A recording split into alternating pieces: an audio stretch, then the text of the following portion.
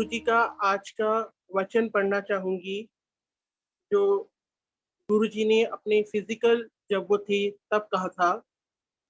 मैं इस संसार में तुम्हें माफ करने ही तो आया हूँ।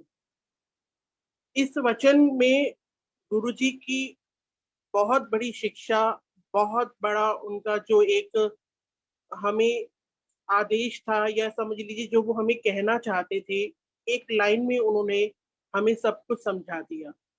मैं तुम्हें इस दुनिया में माफ करने ही तो आया हूँ। संगत जी, हम बहुत पाप करते हैं। कई बारी हमें नहीं पता होता, जाने अनजाने में हमसे गलतियां हो जाती हैं जिसका हमें नहीं पता होता। और वो क्यों नहीं पता होता? क्योंकि उस टाइम पर हमें कोई गाइड करने वाला नहीं होता। जब हम अपने इष्ट की शरण में जाते हैं, जब हम अपने गुरु जी की शरण में जाते हैं, और जब वो हमें हमारी गलतियों को रियलाइज करवाते हैं, तब हमें पता चलता है, अरे ये गलती तो हमसे हो गई। हमारी मंशा नहीं थी, हमारी इच्छा नहीं थी ये गलती करने की, लेकिन फिर भी हो गई। तब हम अपने गुरु से, अपने इष्ट से, अपने परमात्मा से हाथ जोड़कर माफी मांगते हैं कि हे प्रभु, हमें माफ कर दीजिए। हे गुरुदेव, हमें माफ कर दीजिए, हमसे ये गलती हो गई। और हम इतने पाप कर चुके होते हैं, उसके बावजूद भी जब हम अपने इष्ट, अपने परमात्मा, अपने गुरु के चरणों में जाकर हाथ जोड़कर अपना सर झुकाते हैं और सच्चे मन से उन्हें ये बोलते हैं ना कि गुरु जी, हमें माफ कर दीजिए, हमसे ये गलती हो गई, तब गुरु जी कहते हैं, जा तेरा कल्याण किता, तेनू माफ किता। क्योंकि मैं तुम्हें इस दुनिया में माफ करने ही तो आया हूं।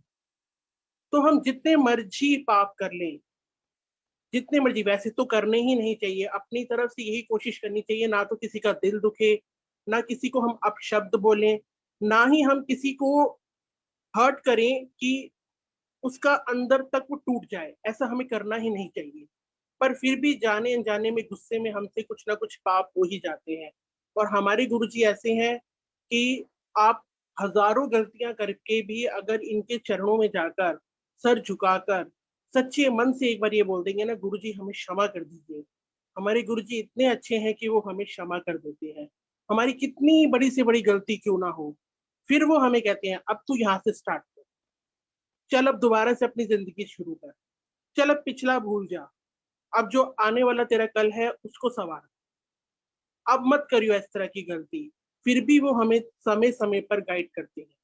जब वो फिजिकल थे तब वो अपने आप बताते थे, और आज वो नहीं है, या आज वो हमारे पास फिजिकल रूप में नहीं है, ये तो मैं नहीं कहूंगी, क्षमा करना गुरुजी, आज वो हमारे साथ फिजिकल रूप में नहीं है, लेकिन वो जिस रूप में है, उस रूप में हर संगत को पता है, जो गुरुजी की संगत है, कि वो किस तरह से हमारे साथ चलते हैं। वो पग पग पे हमारा मार्गदर्शन करते हैं। वो कदम कदम पे हमें गलत दिशा में जाने से बचाते हैं।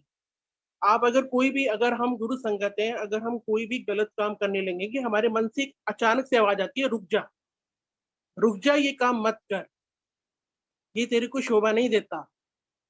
तो ये कौन बोलता है? ये गुरु जी बोलते हैं। ये गुरु जी हमें समझाते हैं, क्या करने जा रहा है तू, या क्या करने जा रही है तू, तुझे ये काम शोभा नहीं देता। तभी गुरु जी ने कहा है। और अगर फिर भी हमसे वो गलती हो जाए, और फिर भी गुरु जी हमें माफ करते हैं, फिर वो हमें मौका देते हैं सुधरने का, फिर वो हमारी गलतियों पे पर्दा डाल देते हैं, फिर वो हमें कहते हैं, चल अब इसको छोड़ दे, अब आगे चल, अब आगे बढ़।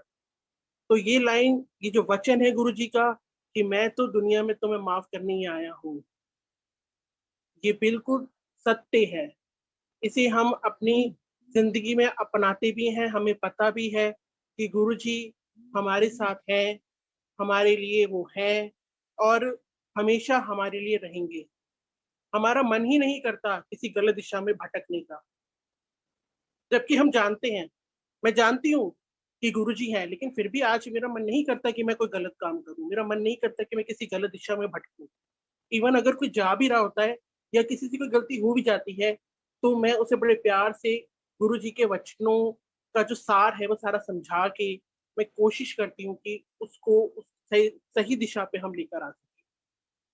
तो गुरु जी ने हमें वो चीज दी है, एक स्ट्रेंथ, मजबूती हमारी अंदरूनी, जो हमें इस वचन से प्राप्त होती है।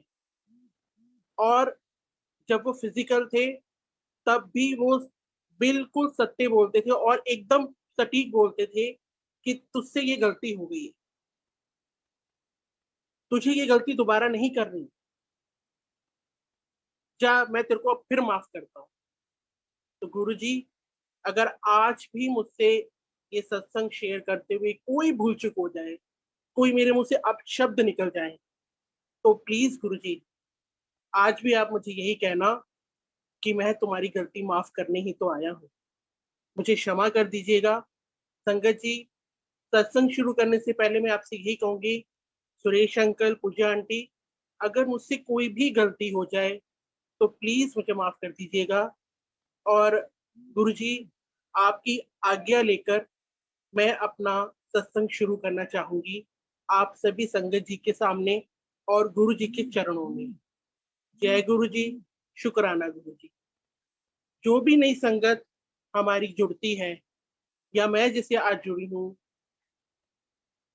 तो हमारे जो गुरु जी का प्लेटफॉर्म है, जो आज मुझे जहां पर मुझे गुरु जी का सत्संग करने का मौका मिला है, शुक्राना गुरु जी महाराज दा मल्टीलिंगुअल फेसबुक ग्रुप, इस पर नई संगत हो और बिल्कुल जो संगत को पता नहीं होता उनके लिए एक मैसेज दिया गया है, और वो मैसेज मैं आपके सामने पढ़ना चाहूंगी, जिससे सभी न्यू संगत को इस चीज के बारे में, गुरु जी की इन चीजों के बारे में पता चल सके जो वो हमें बताना चाह रहे हैं।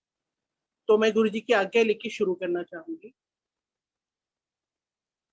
कनेक्टिंग नॉन गुरुजी संगत ग्लोबली, initiative of शुक्राना गुरुजीता महाराज का multilingual Facebook group page. Guruji's जीवनी content in English has been translated in 27 international and Indian languages. Recitation of Shiv Puran and autography of a Yogi Holy Granth in carried out from Shukrana Guruji Maharaj the multilingual Facebook page in 9 international and national languages.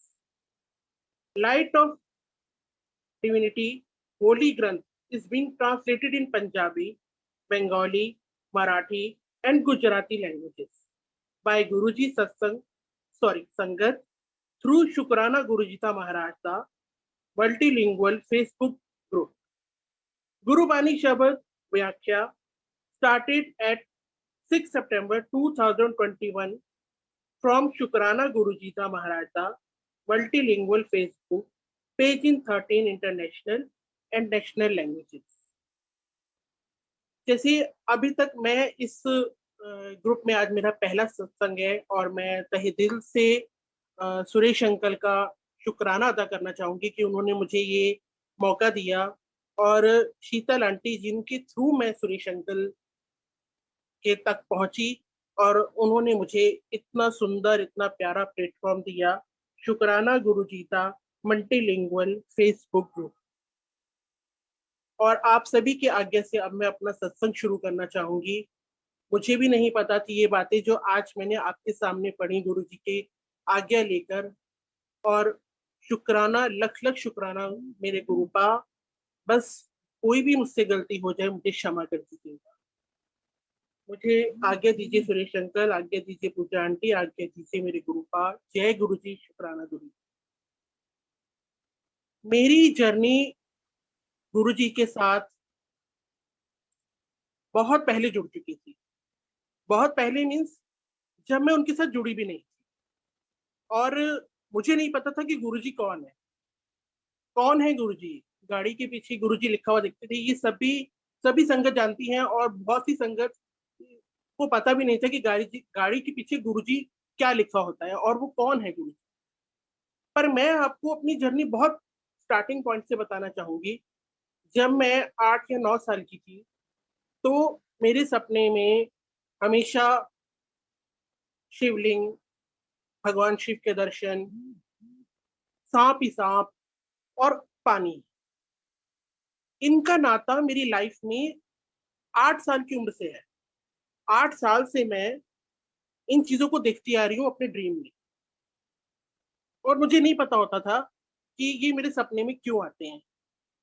छोटी थी तो डर भी जाती थी उस time पर, तो कभी अपनी मम्मी को बता दिया, कभी पापा को बता दिया। और हमारे घर में क्या होता था कि शुरू से ही माता रानी की पूजा की जाती है।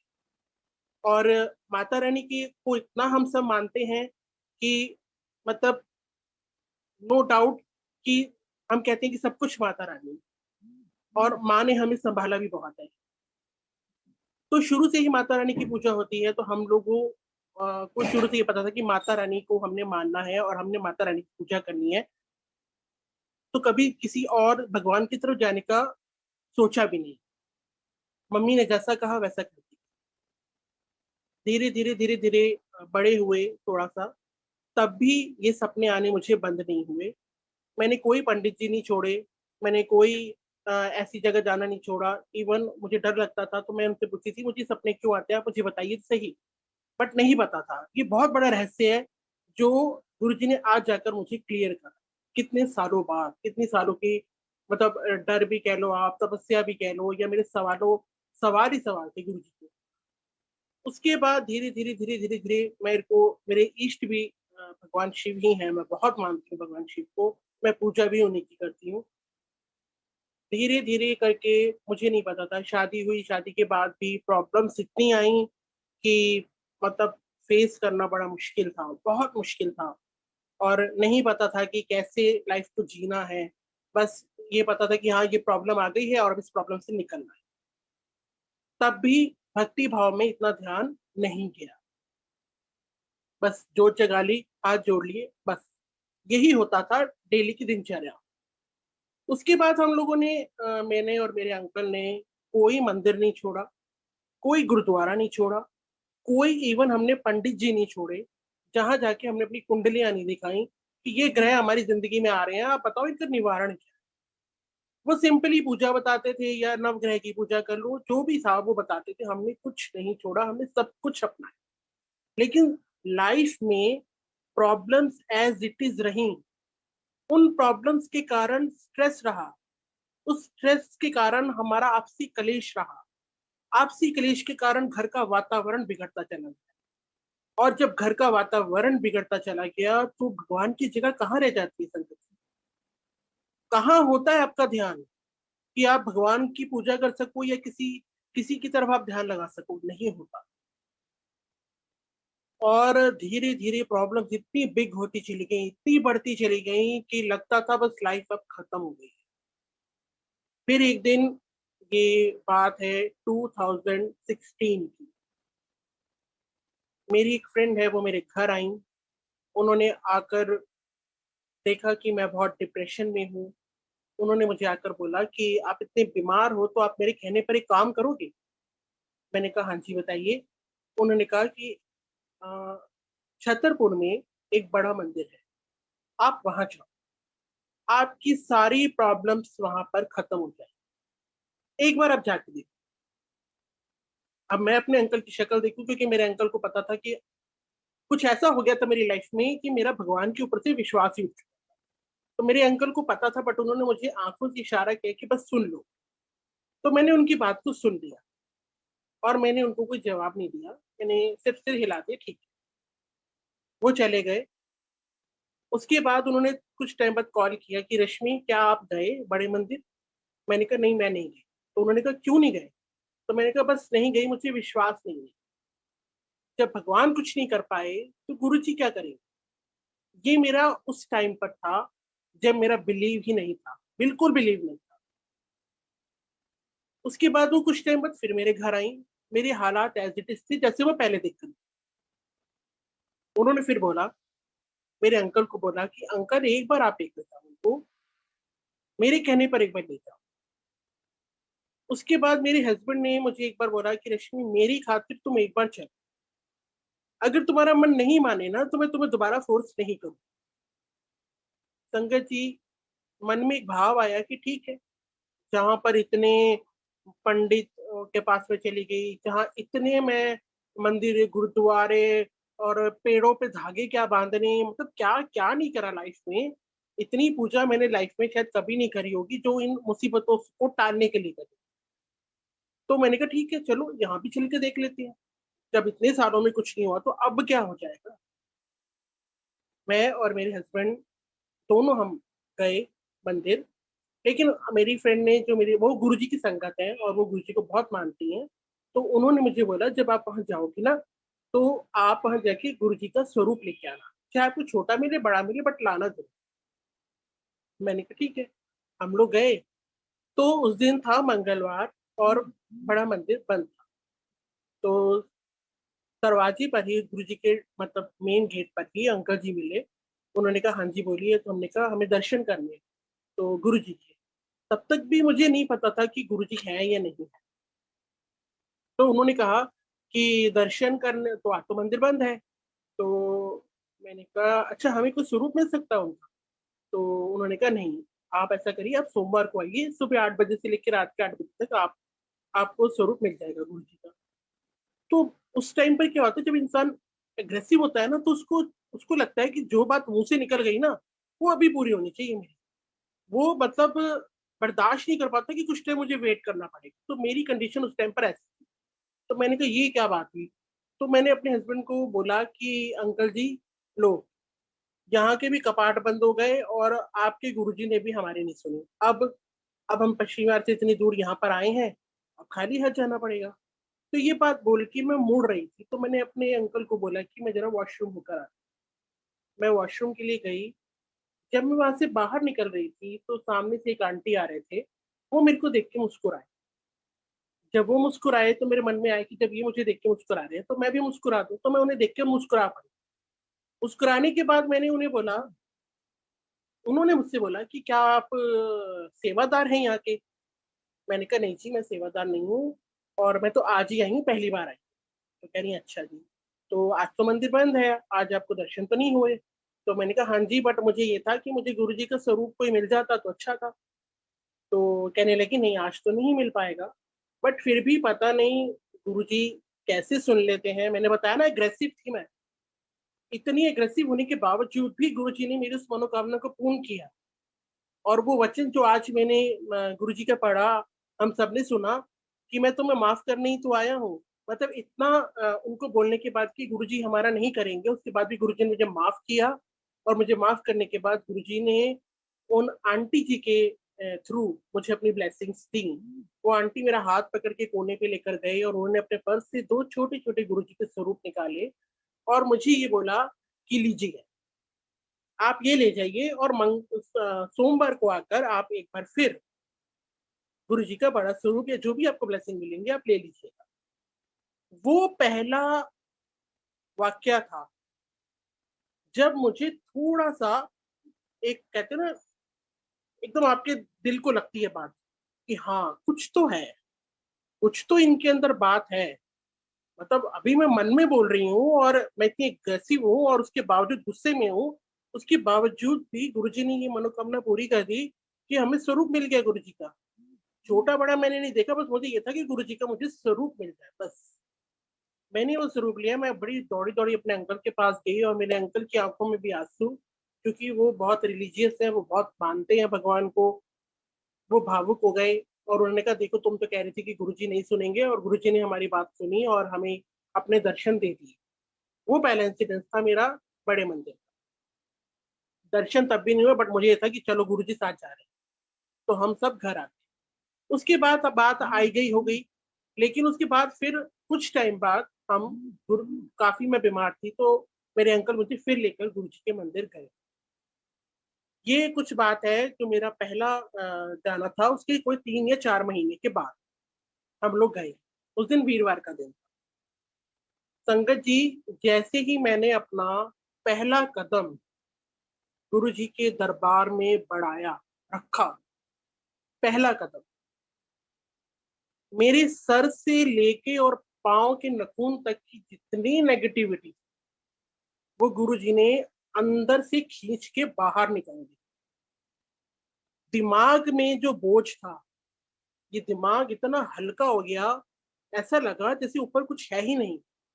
माला बिल्कुल खाली है, ना इसमें अच्छाई है ना इसमें बुराई है, ना गुस्सा है ना कुछ और है। बिल्कुल मन शांत, आत्मा शांत, और बड़े ठहराव के साथ में गुरु जी के मंदिर की तरफ, उनके दर्शनों की तरफ बढ़ी।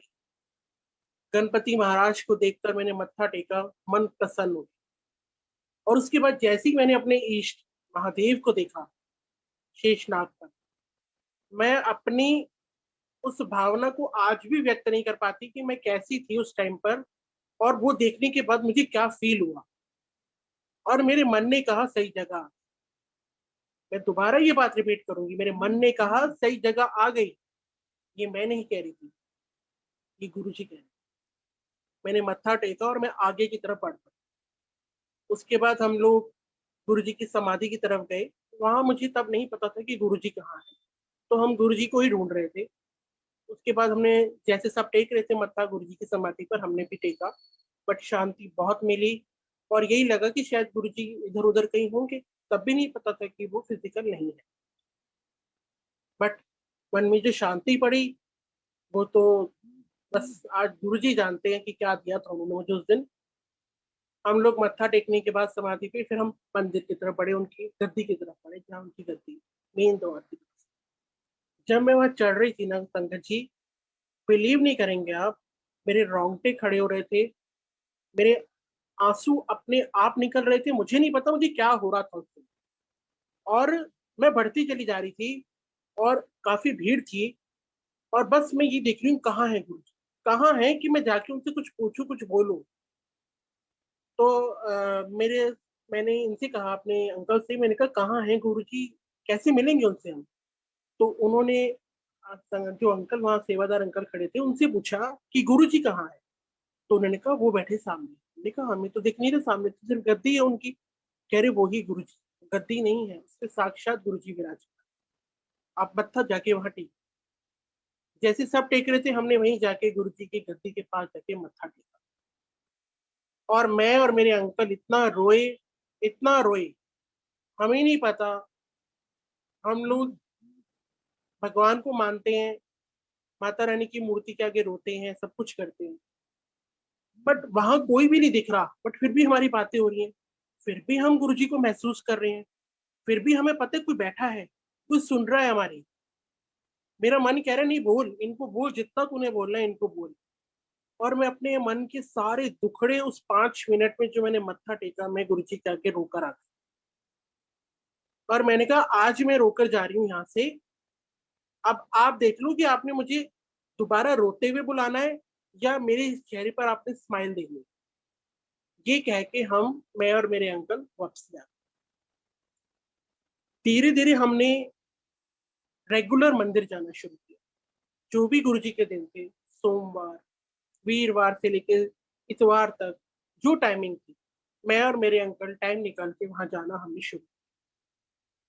ये सोच हमारी धीरे धीरे धीरे धीरे इतनी पक्की होती गई कि ये एक दिनचर्या बन गया हमारा। हमें ये था कि बस हमें जाना। दुनिया जो मर्जी बोले, बहुत कुछ लोगों ने बोला कहाँ जाते हो, क्या करते हो, कहाँ मत्था टेक रहे हो, वहां जाओ, तुम्हें ये इलाज बताया था, तुम्हें ये करा था, तुम्हें ये करा था। बट मन जो था ना वो बस गुरु जी की तरफ ही बढ़ता। वहां जाके संगत जी से मेल मिलाप, इतनी प्यारी संगत मिलती थी हमें। जो पाठ होता था गुरु जी की शब्द वाणी होती थी वहां पर मंदिर में होती है, वो सुनकर आंसू अपने आप हमारे बहते थे। और तब अक्ल आई कि गुरु जी हमारे कर्म काटे जा रहे हैं। हमारे कर्म है ना, वो कट रहे हैं। और गुरु जी ने वो ठहराव हमारी लाइफ में दिया। टाइम लगा, कोई चीज इतनी आसानी से नहीं मिलती। हम में से कई ऐसे हैं, मैं खुद ऐसी थी, कि मुंह से शब्द निकला और बात पूरी हो जाए। ये बात क्यों नहीं हो रही? चिड़चिड़ापन। सबसे पहले तो गुरुजी ने वो चीज, वो चिड़चिड़ापन, वो एग्रेशन, उस सब निकाल के बाहर फेंक दी। बाहर फेंकने के बाद जब उन्होंने शरीर को हल्का कर दिया ना, जब दिमाग को खाली कर दिया, बुरी बातें निकाल दी, अच्छी बातें डाली, धार्मिक बना दिया। मैंने कहा ना, जब इंसान एग्रेशन में होता है तो ना तो उसको धर्म दिखाई देता है, ना गुरु जी दिखाई देते हैं, ना भगवान दिखाई देते हैं। उसको सिर्फ वो खुद ही दिखता है, या जो वो कर रहा है, जो कह रहा है, वही सुनता है, वो देखता है। गुरु जी ने ये सब हटाया। सबसे पहले जो हमारा ट्रीटमेंट गुरु जी ने किया, वो ये किया। और उस ट्रीटमेंट से संगत जी इतना फर्क आया, इतना फर्क आया कि ठहराव आ गया हमारी लाइफ में। हम लोग बातों को समझने लग गए। हम लोग ये प्रॉब्लम्स क्यों आ रही हैं, ये सोचने समझने की शक्ति देने लग गए गुरु जी। और प्रॉब्लम्स आती थी, बट हमें कोई फर्क ही नहीं पड़ता था। हम लोग जय गुरु जी बोलते थे। रोज निकलते बढ़ते मैंने क्या करना फिर शुरू कर दिया। मैंने गुरु जी का स्वरूप, मैं पहली बार जब मेरे को मंदिर से मिला, दूसरा स्वरूप मैं जल्दबाजी में, क्या मैं अपने आप को यही कहूंगी, उस टाइम तक तो मैं जल्दबाजी में ही करती थी सारे काम। मैं ज्वेलरी मार्केट से जाकर गुरु जी का स्वरूप खरीद लाई। अब वो जो आंटी ने मुझे कहा था बड़े मंदिर जाओ, तो उन्होंने बोला भाई तुम स्वरूप क्यों खरीद के लाई हो, मंदिर से लेते हैं। मैंने कहा आपने बताया मुझे ये बात कि मंदिर से लेते। तो उन्होंने कहा कि नहीं बताया तो पूछ लेते। मैंने कहा मुझे क्या पता, मुझे तो गुरु जी के बारे में कुछ भी नहीं पता। फिर भी मैंने कहा कोई बात नहीं, गुरु जी जिस स्वरूप में आ गए आ गए। उसके बाद तो बड़े मंदिर से स्वरूप मिला गुरु जी का, मतलब विश्वास ही नहीं हुआ कि एक स्वरूप के लिए हम तरस रहे थे और गुरु जी ने एक के बाद एक के बाद एक के बाद ब्लेसिंग्स में हमें स्वरूप मिले गुरु जी के। वो ठहराव, वो अपनापन, वो होता है ना, वो बच्चे को, जैसे छोटा सा बच्चा होता है, उसको जब हाथ में लेते हैं हम लोग, तो वो बच्चा सेफ फील करता है। वो बच्चा कहता है नहीं मैं गिरूंगा नहीं। छोटा होता है तो सेफ फील करता है, 3-4 साल का होता है तो भी सेफ फील करता है कि मेरे माता पिता या जिसने भी मुझे पकड़ रखा है, गार्जियन ने, वो मुझे गिरने नहीं देगा। तो आज हमारा जो है ना व्यक्तित्व ऐसा हो गया है, क्योंकि हमने अपने आप को गुरु जी को सौंप दिया। और हमें पता है हमारे गुरु जी हमें गिरने नहीं देंगे, हमारे गुरु जी हमें संभाल लेंगे, हमारे गुरु जी हमारी प्रॉब्लम को आने से पहले ही रफा दफा कर देंगे। और अगर आएगी भी तो वो कहते हैं ना, वो जो इंजेक्शन लगता है कि जब सुन कर देते हैं, बट आपका जो भी पार्ट कटना वटना होता है ना, वो आपको पता नहीं चलता, क्योंकि वो इंजेक्शन सुन का लग चुका होता है। वो गुरु जी वो काम करते थे। आती हैं प्रॉब्लम्स, लेकिन गुरु जी का प्यार, गुरु जी का आशीर्वाद, गुरु जी की मतलब ब्लेसिंग्स हमें वो चीज झेलने के लिए स्ट्रांग बनाती है। आज मैं जो इतनी कॉन्फिडेंट होके आप सबके सामने, गुरु जी के सामने, संगत जी के सामने अपना सत्संग शेयर करती हूँ, ये सब देन मेरे गुरु जी की है। इतने बड़े बड़े चमत्कार इन्होंने मेरी लाइफ में करे हैं ना, कि शायद ही मतलब कोई और कर पाता क्या। आज मैं अपनी, पहले मैं सोचती थी यार इतनी प्रॉब्लम्स आ रही हैं, भगवान इससे अच्छा तो उठा ले। और मैं अपने इष्ट, अपने शिव, अपने महादेव से एक बात पूछती थी कि हे महादेव मुझे ये बताओ मेरा जन्म किस लिए हुआ, क्यों मुझे आपने जन्म दिया? जब किसी को मेरी जरूरत नहीं है, जब मैं किसी के काम नहीं आ सकती, जब मैं किसी को टॉर किसी को लगता है कि मैं सिर्फ एक भार भार हूं उसके ऊपर, तो मुझे आपने क्यों जन्म दिया? मुझे उठा क्यों नहीं लेते? इतनी बीमारियां आप दे देती हो, उठाते क्यों नहीं हो? मुझे उठा लो, रफड़ा ही खत्म करो आप ये। पर आज पता चलता है कि गुरु जी ने जन्म क्यों दिया, क्यों उस महादेव ने इतनी कृपा करी अपनी। क्योंकि उन्होंने अपनी सेवा में लगाना था, उन्होंने हमें अपने साथ जोड़ना था, उन्होंने अपनी संगत में एक नाम हमारा भी डालना था। गुरु जी का दिया हुआ दुख भी मेरे लिए ब्लेसिंग है। आज मेरी ये सोच, आज मुझे कोई एग्रेशन नहीं होता। मेरे दरवाजे पे आके कोई कितनी भी गालियां निकाल जाए, कितना बुरा बोल जाए, मेरे को कोई फर्क नहीं पड़ता। कोई भी फर्क नहीं पड़ता मेरी इस छत्र छाया पे। क्यों? मेरी आत्मा पे मैं कोई बोझ लेकर नहीं चलती। मैं सिर्फ एक बात बोलती हूँ, गुरु जी आप देख लो करना, आप देखो क्या करना है। हमारे घर में छोटे छोटे सत्संग हुए, छोटे छोटे मीन्स गुरु जी की कृपा, इस सत्संग का मतलब गुरु जी की कृपा। हम वही तो शेयर करते ना एक दूसरे से, क्योंकि हमारे जवाब में किसी का सवाल छुपा है, हमारे जवाब से किसी के मन को शांति मिलती है। हमारे ऊपर जो बीता वो किसी के सवालों के जवाब हैं। हमारे साथ गुरु जी ने जो कृपा करी उन प्रॉब्लम्स को लेके, फिर उस संगत के मन में भी आता है कि गुरु जी मेरे साथ भी तो कृपा करेंगे, क्योंकि मेरे पास भी तो ये प्रॉब्लम है। और करते हैं। मैं कहूँ कि मुझे ही गुरु जी ने नवासा है? नहीं। आप जितनी संगत गुरु जी को मानते हो, जो भी गुरु जी के चरणों में समर्पित हैं, जो भी गुरु जी की सेवा करते हैं, जो गुरु जी को मानते हैं, उनको पता है उन्होंने, गुरु जी ने उनके लिए क्या क्या करा, क्या क्या करते हैं गुरु जी, और ऐसे ऐसे चमत्कार कर जाते हैं, बंदा देखता रह जाता है। सोच हमारी जहाँ खत्म होती है, गुरु जी की ब्लेसिंग वहीं से शुरू हो जाती है। मेरे साथ तो बहुत कुछ ऐसा हुआ। इसमें मैं आपको बताती हूँ, जब मैंने अपने घर से में शिफ्ट करा, हमारे घर में ऊपर छत पर बहुत सारी आवाज़ें आती थी। समझ नहीं आता था कि वो आवाज़ें कहाँ से आ रही हैं। हमें नहीं पता कहाँ से आ रही हैं। मैं, मेरे अंकल और मेरी डॉटर, हम लोग बहुत परेशान रहते थे। रात में जब भी सोना, ठक, ठक, ठक, ठक, ठक, ठक, कोई कूद रहा है, कोई टाँप रहा है, पता है। तो कई बार तो ऐसा लगता था कि शायद कोई कमरे में है, कोई नेगेटिविटी का एहसास। बट फिर हम आकर गुरुजी से बोलते थे, गुरुजी देखो कौन है ऊपर, बहुत तंग कर रहा है, बहुत परेशान कर रहा है। तो एक दिन मेरी डॉटर के सपने में गुरुजी आए, और सपना हमारा था, पर रियलिटी में गुरुजी ही आए। कभी ये नहीं सोचना चाहिए कि गुरुजी जो आए हैं सपने में वो ऐसे ही आए हैं, नहीं। गुरुजी की मर्जी के बिना पत्ता नहीं हिलता। हमारे सपने में भी नहीं हिल सकता, और हमारे फिजिकल होने पर भी नहीं हिल सकता। जब वो चाहेंगे तब वो आपके सपने में आएंगे, जब वो नहीं चाहेंगे वो नहीं आएंगे। हमारी लाइफ में जो होना है उन्हीं की कृपा से। तो मेरी डॉटर के सपने में आकर वो बोलते हैं कि मेरी डॉटर उनसे कह रही है, देखो गुरुपा, कैसे ऊपर आवाजें आ रही हैं, आप कुछ करिए ना। तो गुरुजी कहते हैं कि जा, मैंने निवारण कर दिया, अब तुम्हें ऊपर से आवाजें नहीं आएगी।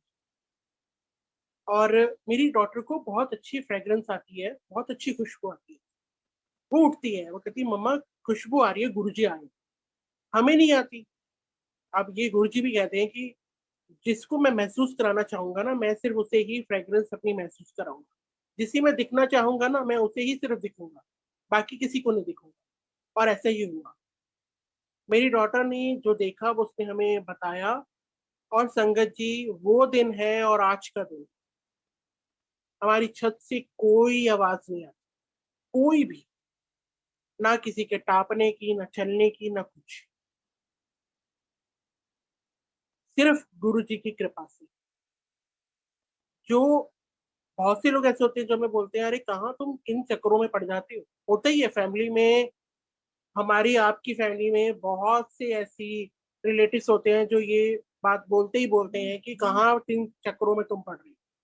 बट ये हमें पता है कि हम किन चक्करों में पड़ रहे हैं। हम उन चक्करों में पड़ रहे हैं जिन चक्करों में ये नहीं पड़ रहे। उन चक्करों में पढ़ पढ़ के हम पता नहीं कहाँ पहुंच गए, क्या चीज हमने पाली। इतना फाइनेंशियली लॉस होने के बाद भी आज मैं खड़ी हूँ।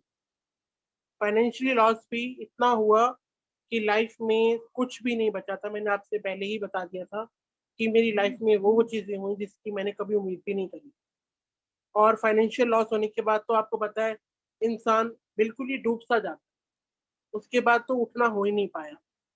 पर जब गुरुजी ने हाथ पकड़ा ना, ऐसे खींचा कि मैं क्या बताऊं।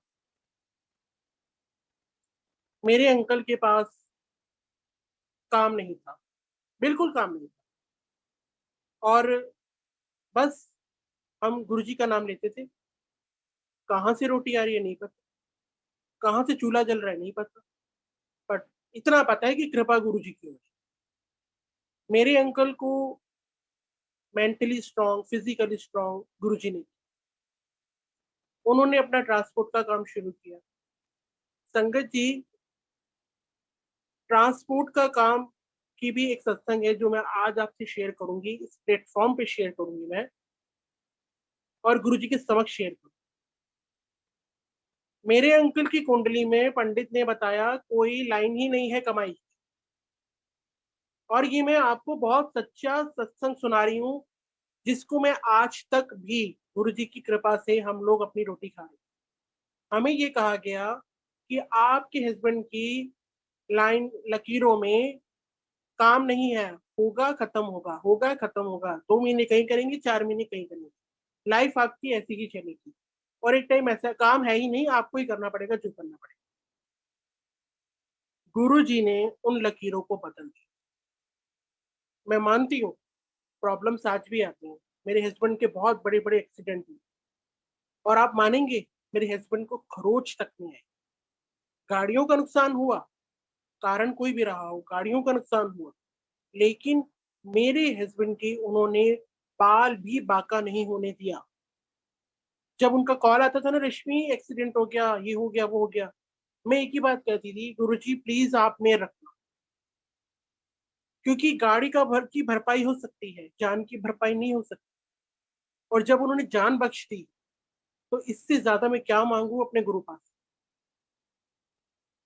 उन्होंने उन पंडितों की बातों को फेर दिया कि उनकी हाथ की लकीरों में काम नहीं है। आज मेरे हस्बैंड काम भी कर रहे हैं, सब कुछ है, मेरे घर में रोटी भी आ रही है। पेंडेमिक आया, सबके काम बंद हुए, पूरा भारत बंद था, पूरा देश बंद था, पूरा वर्ल्ड बंद। पर कहाँ से खाना आ रहा है, कहाँ से रोटी का इंतजाम हो रहा है, ये सब गुरु जी जाने। जब आप 3 लोग घर में पहले थे, फिर गुरु जी आ गए, हम 4 लोग हैं। आज हम घर में 4 लोग हैं, गुरु जी, मेरे अंकल, मैं और मेरी डॉटर। हम कभी अपने आप को 3 नहीं कहते, गुरु जी से पहले बोलते थे हम 3 लोग हैं घर में। क्योंकि लोग पूछते ना आप कितने हो, हम कहते 3 लोग हैं जी। और वही लोग आज पूछते तुम कितने हो, हम बोलते हैं जी 4 लोग हैं। चौथे कौन? कोई मम्मी आ गया थोड़े? मैं कहा, ना जी ना, मम्मी नहीं आए, साढ़े परम पिता परमात्मा आ गए ने, गुरु जी आ गए।